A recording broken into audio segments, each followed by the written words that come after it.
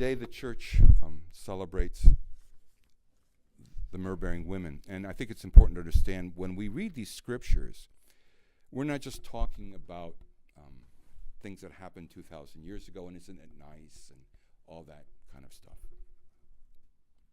We're talking about what is the reality and how it ties into the reality of what it means to be Christian, what it means to be church, which is synonymous. You can't have Christian without church and vice versa. There's no such thing. That's like saying, to have them separate is saying like I'm married, but I don't have a spouse yet. Makes no sense in the mind of the apostles. Church and Christian are synonymous. And quite frankly, what church you're married to can make the difference, like in who you're married to. So those things are important issues, but I want to say something about these people who took care of the body of Jesus. And it does tie into, believe it or not, the epistle with the selection of the deacons here. You know,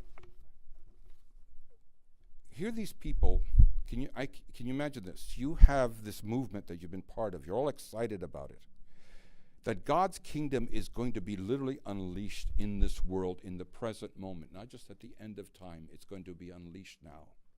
And that the founder, of course, the leader of your movement, it comes in, of course, like we know on Palm Sunday, and this is it. People are excited. He just raised somebody 4 days from the dead a little while ago. People are excited. The authorities are scared. Things are coming obviously to a head, and even your leader, he's provoking the authorities on purpose. He seems to be doing this all on purpose. And then he's arrested, put on trial, tortured, and executed in the most horrible fashion possible. And the fear that could have gripped, which did in fact grip many of his followers who ran away, he's dead. That these people who come to take this broken, beat-up, bloody corpse off of this incredible, ghastly instrument of execution, in the face of the authorities, in the face of their friends who are going, "Are you nuts? Look at this. This is a joke. How stupid can you be?" And even at the risk of the authorities having them arrested. For Joseph of Arimathea to go to the Roman authorities and say, "Can I have the body?" For him and Nicodemus to help prepare and buy the shroud and the myrrh and the aloes and stuff to anoint the body that would keep it from stinking too badly if people wanted to come view the body over the next few days, which was a practice in Judaism, that you could go and visit the body, which as a sidebar is an important thing, as we learn in grief counseling. Seeing the body is an important factor in having closure. These funerals where you don't see the body, and this is one of the reasons cremation is problematic, is you just see these ashes on top. But anyway, that's aside. So they go and they take the body and they wash it down. And you can imagine Christ's mother there and the other people. And even, I love this in the icons in Orthodoxy, because icons generally don't try to show emotion that much, but you see her actually crying. What did they lose? They thought they had this movement of God himself coming to earth to uncover, inaugurate a reality, and suddenly it literally looks like it literally all went to hell. And so the Virgin Mary crying as she's holding the body of her son, as we can't imagine. And in the Orthodox icons, it does, compared to Western icons, it almost makes it look like she's on Valium. She's actually crying. She's crying. So they bury the body, they wrap it. Very reminiscent from the church's end of something that happened when Christ was born, where the baby was wrapped. The baby was born in a cave, but we'll go into that later. And it's devastating. And the women stay to make sure, they want to make sure they know where this is at, because even though Nicodemus and Joseph had also bought all the spices and stuff to anoint the body, they had to hurry because sunset was coming, and in Judaism, you can't work during the Sabbath. So they roll the great stone on the door of the tomb. It takes a couple of 3 guys easy, even just to push the stone enough back to try to get that other rock that wedges in out of the way to let it roll in its place. And as soon as the Sabbath was over, which was over Saturday night, they come, these women, to finish because it wasn't done, it wasn't complete. They came to serve their Lord. They came to serve their master who they think is dead. And even though they see, they know he's beaten up and everybody's saying this is the end of it, they still love him. And I think this is important to understand, and this is what I was partly saying in Greek, is the fact that they didn't know Christ was risen. They're not coming out of faith. They're coming out of love. They're coming out of love. They're coming even to face, which they weren't aware of at the time, Roman guards. And then even as they're going along, they're saying, oh, geez, we just realized who's going to push that stone out of the way so we can get in there? This is a challenge. They're coming out of love, even though it seems like he's dead, he's gone, that's the end of it, etc. Out of love for him. They still have an incredible love for him. And then we know what happens when they get to the tomb. The stone is rolled, and I love Mark in his very elementary Greek, is rolled far back. And then he goes, it was big. Very large. And we feel the challenges of life are like that big rock. That big rock. But God moves the stone. God moves the stone.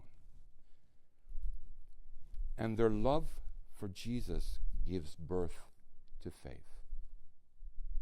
Their love for Jesus, not theological acumen, not their ministry for Jesus, their love for Jesus. To serve him, to love him.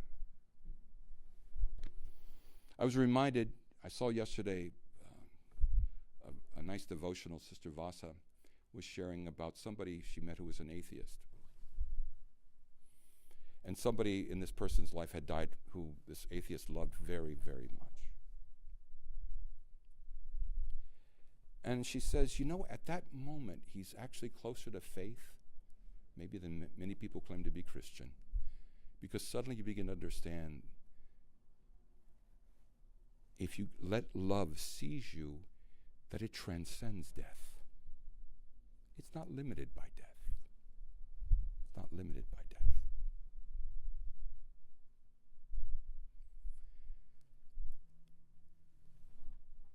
And the temptation in the modern world is to live as if Jesus is still dead.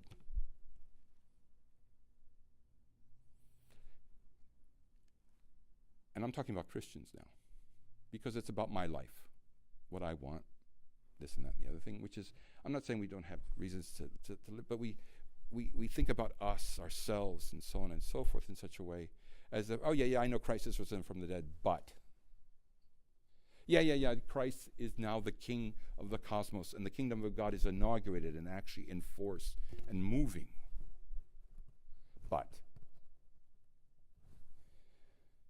And yet God comes and does what he does. And the idea of doing things and coming together out of love. Then when we come together as church, do we do it just simply because it's an obligation? Maybe we have days of that. And I think that's a good challenge, because I can tell you this from my standpoint as a priest. Do I always love God? No, I don't. I have to admit, I get selfish. Sometimes I'm even tempted to think thoughts like when I do ministry, like as if I'm doing God a favor. Really, I'm doing God the favor. Look at all the difficulties I'm going through, God. Yeah, and? But do you love me?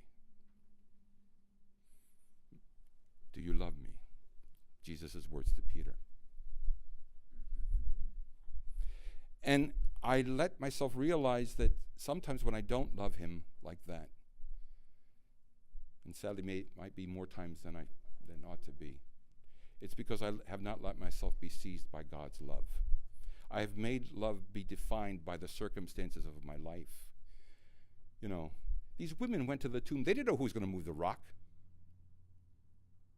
That was a big challenge. They didn't know if the authorities were following them.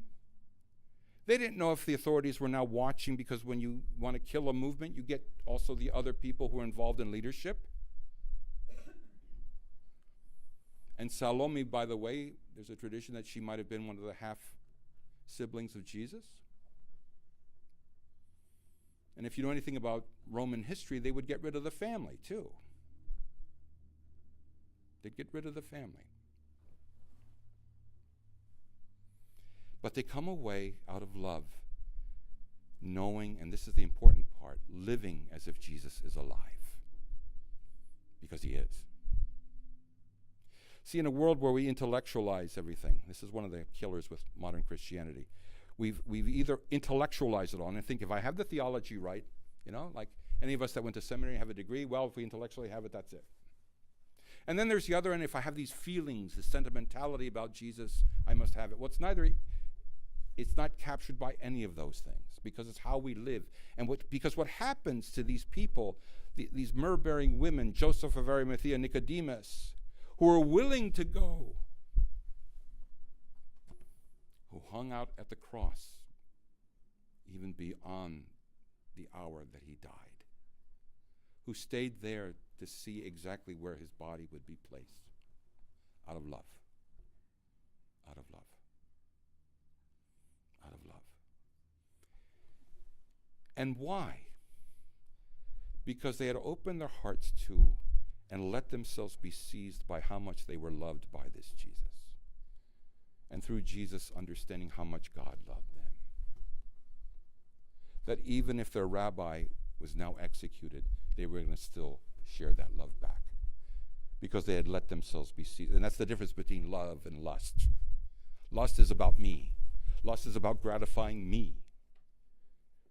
Love is about sacrificial giving over. Sacrificial giving over. Now today we also remember, even though the feast day is literally tomorrow, St. George, real quick. And yes, there's the dragon story, which is all a metaphor, by the way. It's not trying to be a true story, it's a parabolic. But the real George grew up in the Middle East. Probably around the location, what's now modern Beirut. His mother, though, was from Palestine. She apparently had property there as well. So, okay. His parents were already Christians. Anyway, he was in the military. And he was so respected that by his late 20s, he had already been promoted so many times, he came under notice of the Roman Emperor Diocletian. And so forth. But in the year 303, what happened was, see, it was always a capital crime to be a Christian, but there were times when the government would try to ferret out the Christians, the way our government seems to treat immigrants. Yeah, we knew they were around, but we're going to try to get them.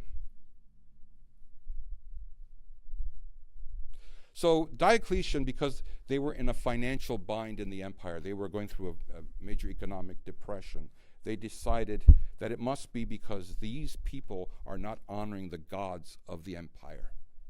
And the gods are upset. So because these people are not worshiping a recognized deity. They're worshiping this crucified carpenter, construction worker from the province of Judea, Galilee. So they issued an edict in the year 303, go after them, get them. Get them to renounce their Christ. Torture them, take away their holy books, do everything. Get them to spill the beans about who else is in their community. And George was already a Christian. And he was very upset at this edict that got issued.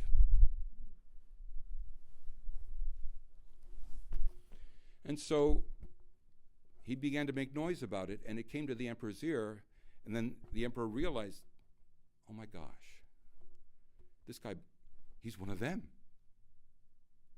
So he has George brought, and he's trying to find ways so he doesn't have to arrest him, to kind of ignore it at first, but it gets too loud. The other soldiers are finding out.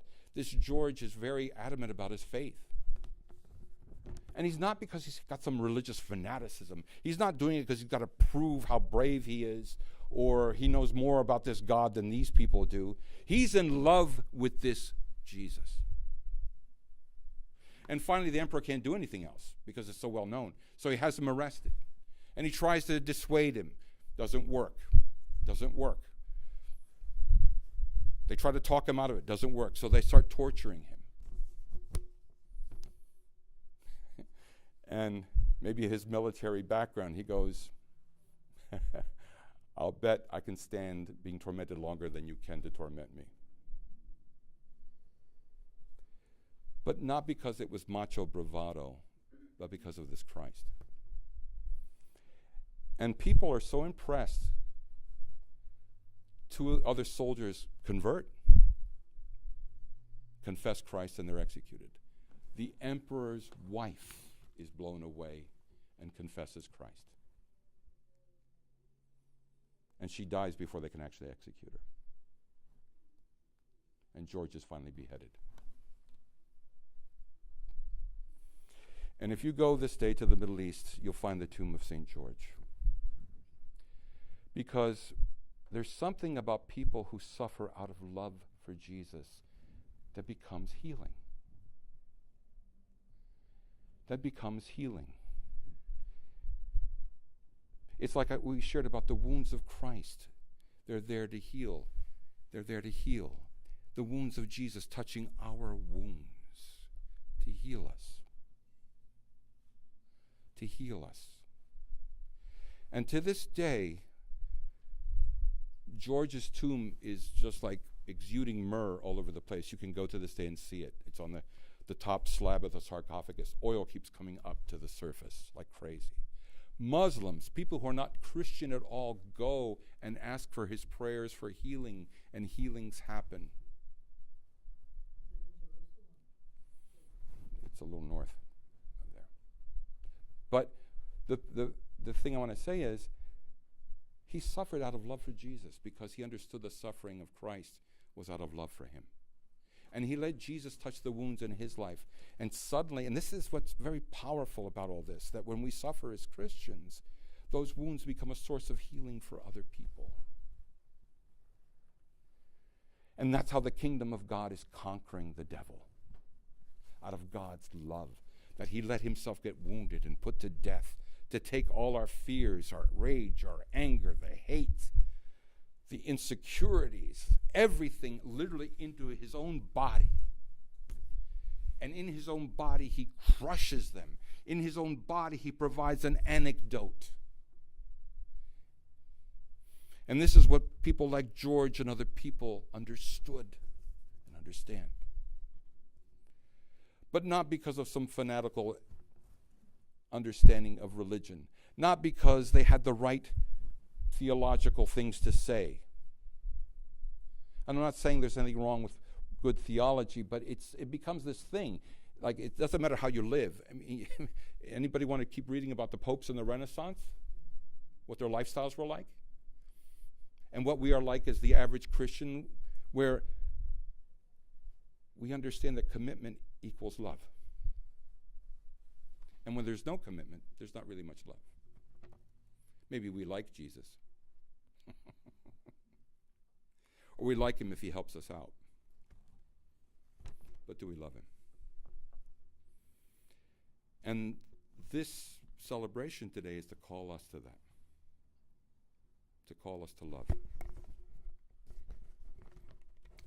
With the prayers of St. George, with the prayers of the myrrh-bearing women, with the prayers of Joseph of Arimathea and Nicodemus, with all them praying for us as the cloud of witnesses, may we taste and drink a little more deeply of that love now and become a church that our commitment shows our love, that our commitment is about being loved. Our commitment is about knowing how loved we are. A God who desires us always. And always, like every communion shows, he thinks we are worth the life of his own child.